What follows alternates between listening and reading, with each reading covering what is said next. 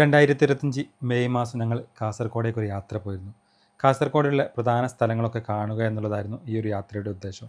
കാസർഗോഡ് ഇതുവരെ എക്സ്പ്ലോർ ചെയ്യാത്തവർ തീർച്ചയായും വീഡിയോ ഒന്ന് കാണുക. ഞങ്ങൾ ആദ്യം തന്നെ എത്തിയത് ചരിത്ര പ്രാധാന്യമുള്ള ബേക്കൽ കോട്ട കാണാനാണ് കേട്ടോ. ഈ കോട്ട എന്ന് പറയുന്നത് കാണാൻ മാത്രമുണ്ട്. കോട്ടയുടെ അതുപോലെ തന്നെ ഞാൻ പോയ സ്ഥലങ്ങളുടെയൊക്കെ സെപ്പറേറ്റ് വീഡിയോ ഞാൻ റീൽസായിട്ട് അപ്ലോഡ് ചെയ്തിട്ടുണ്ട്. ഇത് ബേക്കൽ ബീച്ച് ആൻഡ് പാർക്കാണ് കേട്ടോ. ഇവിടെ മനോഹരമായ കാഴ്ചകൾ തന്നെയായിരുന്നു. കൂടാതെ നിരവധി തീർത്ഥാടന കേന്ദ്രങ്ങൾ തന്നെ കാസർഗോഡുണ്ട്. അതിലൊന്നായ മാലിക് ദിനാർ പള്ളിയിലും ഞങ്ങൾ പോയി. ഒരുപാട് ചരിത്രങ്ങളുള്ള ഒരു പള്ളിയാണ്. ഇതിൻ്റെ സെപ്പറേറ്റ് വീഡിയോ ഞാൻ ചെയ്തിട്ടുണ്ട്. മാലിക് ദിനാർ പള്ളി കണ്ടതിന് ശേഷം അന്ന് ഞങ്ങളവിടെ സ്റ്റേ ചെയ്ത് പിറ്റേന്ന് രാവിലെ റാണിപുരത്തേക്കാണ് യാത്ര ചെയ്തത്. കാസർഗോഡ് നിന്ന് ഏകദേശം 53 കിലോമീറ്റർ ഉണ്ട് റാണിപുരത്തേക്ക്. എന്തായാലും നിങ്ങൾ കാസർഗോഡേക്ക് ഒരു യാത്ര പോവുകയാണെങ്കിൽ റാണിപുരം തീർച്ചയായും പോകേണ്ട ഒരു സ്ഥലമാണ്.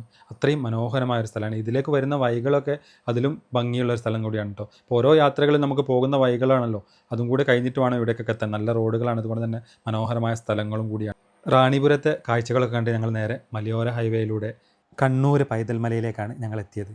പക്ഷേ ഞങ്ങൾ എത്തിയപ്പോഴേക്കും വൈകിപ്പോയി. പൈതൽമലയിലേക്കുള്ള എൻട്രൻസ് എന്ന് പറഞ്ഞിട്ട് 3 മണിക്ക് ക്ലോസ് ചെയ്യും. എൻ്റെ അഭിപ്രായത്തിൽ രാവിലെ തന്നെ കയറാൻ ഏറ്റവും ബെറ്റർ എന്നുള്ളതാണ് കേട്ടോ. അത് തൽക്കാലം ഞങ്ങളവിടെ സ്റ്റോപ്പ് ചെയ്ത് അവിടുന്ന് കാര്യങ്ങളൊക്കെ സംസാരിച്ചറിഞ്ഞ് പിന്നെ ഒരു ദിവസത്തേക്ക് അങ്ങോട്ടേക്ക് യാത്ര ചെയ്യാമെന്നുള്ള നിലയ്ക്ക് ഞങ്ങൾ തിരിച്ച് പോരുകയായിരുന്നു അവിടുന്ന്.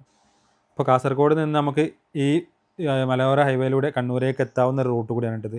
അപ്പോൾ ഈ പൈതൽമലയിലേക്കുള്ള വഴികളും അവിടെ നിന്ന് തിരിച്ചു പോകുന്ന വഴികളെല്ലാം തന്നെ വളരെ കുറച്ച് മോശമാണ്. എന്നാലും ആ യാത്രയൊക്കെ ഞങ്ങൾ കഴിഞ്ഞ് കണ്ണൂർ മുയ്പ്പിലങ്ങാട് ബീച്ചിലേക്കാണ് ഞങ്ങൾ എത്തിയത്. അങ്ങനെ ബീച്ചിൽ ഞങ്ങൾ കുറച്ച് നേരം വണ്ടിയിലൊക്കെ കറങ്ങി. അവിടെ നല്ല പാർക്കും കാര്യങ്ങളൊക്കെ ഉണ്ട്. ഈ വണ്ടിയിലൂടെയുള്ള യാത്ര അത് പകൽ വേറൊരു അനുഭവമായിരിക്കും, രാത്രി വേറൊരു അനുഭവമായിരിക്കും. എന്തായാലും ഈ ഒരു കാഴ്ചകളൊക്കെ ഞങ്ങൾ കണ്ട് നേരെ അവിടെ നിന്ന് മടങ്ങുകയായിരുന്നു. ഇനി മറ്റൊരു വീഡിയോയുമായി കാണാം.